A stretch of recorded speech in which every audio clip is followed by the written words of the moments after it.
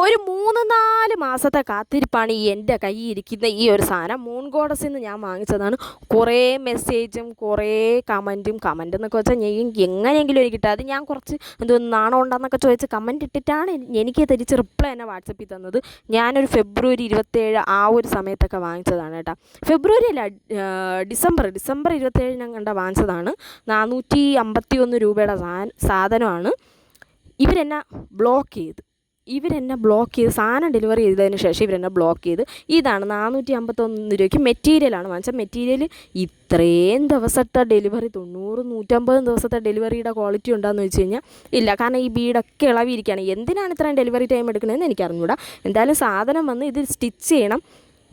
എനിക്ക് സാറ്റിസ്ഫൈഡ് അല്ല. കാരണം എന്ന് വെച്ചാൽ കസ്റ്റമർ സർവീസ് ചെയ്യാം എന്നുള്ളതേ ഉള്ളൂ. ക്വാളിറ്റിയൊക്കെ കുഴപ്പമില്ല, അത് നമുക്ക് പോട്ടെന്ന് വയ്ക്കാം. പക്ഷേ എന്തായാലും കസ്റ്റമർ സർവീസ് വളരെ മോശം.